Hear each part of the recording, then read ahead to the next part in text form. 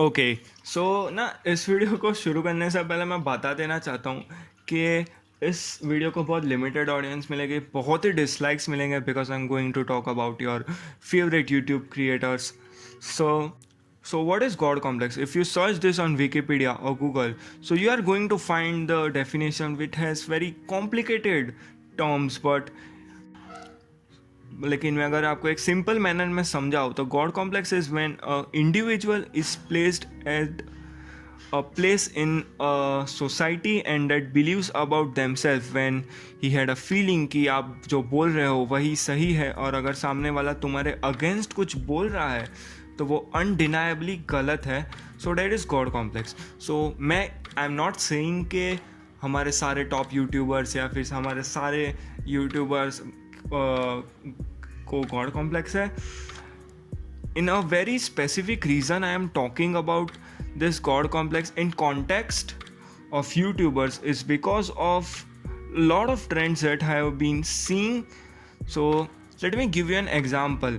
Mostly seen when she goes on the Zoom Studio car show and she sits right there and tells she had audacity of copyright strike and claim a smaller creator and take all of his money. It is a classic case of showing tendency, of showing narcissism, of showing privilege, or showing their power of being able to crush the smaller creators. The another example is when Mumbaikar Nikhil strikes a smaller YouTuber's video who is talking about the bad things what he is doing without understanding, addressing, or trying to improve. So that is a classic sign of narcissism complex when Carrie Minati in his song Yalgar tells कि YouTube मेरा धंधा खा रहा है. It is a classic sign of narcissism tendency.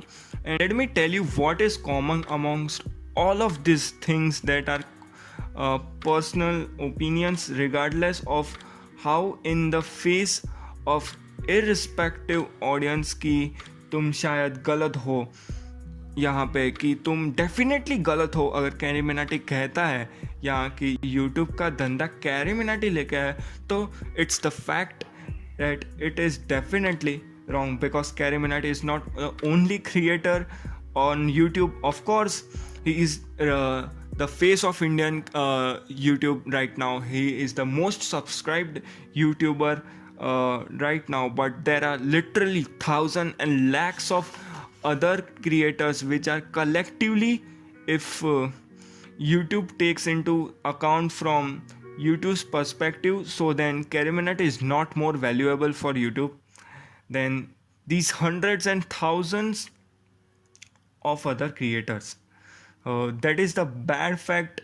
If mostly insane is copyright striking a smaller creator, that is an abuse of a part. If Mumbaikar Nikhil taking down a smaller creator's video, that is an abuse of power. And I know कि तुम बोलोगे कि ये छोटे छोटे examples तो बहुत पुरानी बात हो गई, तुम लोग यही एग्जाम्पल्स को लेते लड़ते रहते हो पॉइंट्स पे. It is because it is these examples where these creators would not check with these mistakes and these tendencies and this narcissism. Not they don't want to get pointed out that will enable them to do more and more things in the future. Okay, so मैंने बहुत बुराई कर ली तुम्हारे favourite creators की, बहुत कह दिया, लेकिन इनमें बहुत सी अच्छी बातें भी है, बहुत सी बुरी बातें भी है. But these three are the ones that I am most aware about. These are the most one that everyone talked about. So I think कि आप इन सब से relate कर पा रहे होंगे. There are of course lot of examples that are lot of creators taking that some seriously. Kunal Kamra ने अपने आप को सीरियसली लिया और कैरिम की ऑडियंस ने उसके साथ बहुत गलत किया. टेक्निकल गुरुजी की ऑडियंस उनको एक टाइम पे बहुत बहुत प्यार करती थी, लेकिन अब वो जाके उनको बायस्ड बोल रहे हैं. और Ranveer Allahbadia people are calling out him because they thinks he is spreading out positivity. ये थोड़ी साइकोलॉजिकल टर्म्स हो गई, लेकिन let me tell you about all these examples that I am talking इन सब में एक ना एक फैक्टर है जो बहुत ज़्यादा कॉमन है, and that is factor of audience. अगर आप एक क्रिएटर के पर्सपेक्टिव से सोचो कि आप जब छोटे होते हो, आपकी जब 100, 200, 500 या 1000 ऑडियंस होती है, तो वो फिर भी एक ऑडियंस है। यू नो ऑडियंस है, you all know to how to engage with them, फिर you all know them as a individual. लेकिन फिर आपकी ऑडियंस बहुत बड़ी हो जाती है, तो फिर वो एक इंडिविजुअल नहीं रहती, फिर वो सिर्फ एक नंबर बन के रह जाती है। जब आपकी ऑडियंस 1 लाख, 2 लाख या 5 लाख हो जाती है, तो it's physically not possible to for you to engage with them as an individual level, but it is physically not possible.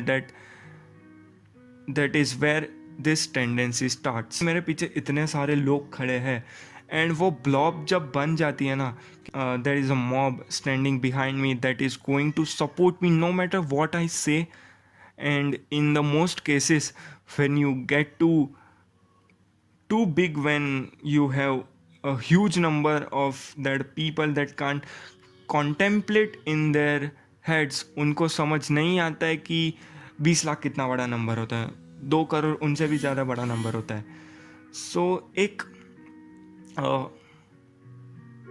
सो अगर आप एक स्कूल ऑडिटोरियम में 500 लोगों के सामने एक स्पीच देने बैठे हो, है ना, होना, तो तुम्हारे हालत बहुत ख़राब हो जाती है। Of course, when you are a kid, when you are a child, you was never.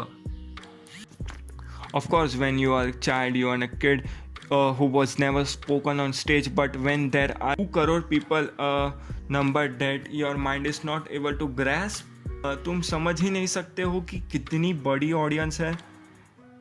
यहाँ पे तुम्हारे अंदर ये टेंडेंसीज आनी शुरू हो जाती है। Now the audience are also to blame here, because from the audience perspective as well, it becomes very difficult. अगर एक बंदा है जिसको 2 करोड़ लोग फॉलो कर रहे हैं और उनमें से भी, और आप भी उनमें से एक हो, तो वो ऑटोमेटिकली एक गॉड फिगर बन जाता है। So how to deal with god complex? So मैं सिर्फ इतना कहना चाहता हूँ कि don't take your actions too seriously. मतलब यानी कि अगर आप गलती भी कर रहे हो एक प्लेटफॉर्म पे, अगर आपको पता है कि आपकी गलती है, तो जस्ट एक्सेप्ट इट। आपको लगता है कि आपके अंदर घमंड आ गया है, तो जस्ट एक्सेप्ट इट। मैं आपको एक रीसेंट एग्जांपल देता हूँ। डायनेमो गेमिंग, उसने अपनी एक नई वीडियो थी, उसका इंटरव्यू था, I don't know what it is, hustle bustle नाम है, वो बहुत अच्छी वीडियो है, आपको एक बार देखनी चाहिए। उसमें अब वो बंदे ने एक्सेप्ट किया कि हाँ, उसके अंदर घमंड आ गया था। He was ashamed of getting in front of live stream, in front of his audience, but उन्होंने वो चीज़ एक्सेप्ट की, वो चीज़ से आगे बढ़े, and now is the number 1 gaming channel in India.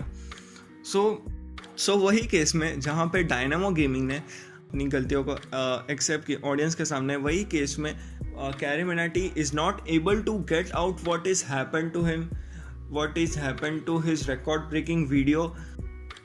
That is what हमें उनसे कुछ सीखना चाहिए, उससे ऐसा कुछ सीखना चाहिए।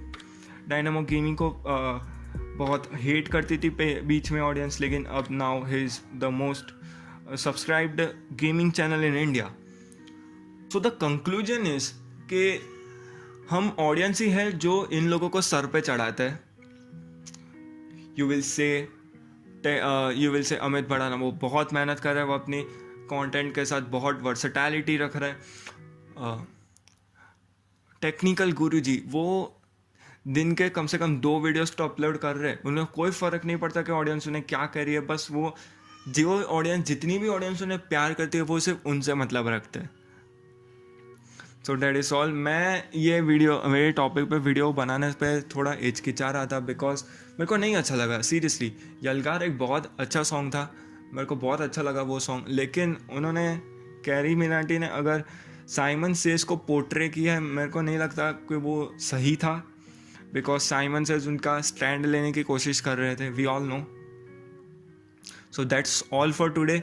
सो मिलते हैं नेक्स्ट वीडियो में, till then bye. Next. Damn, if I try to hit him now, he's just going to dodge it.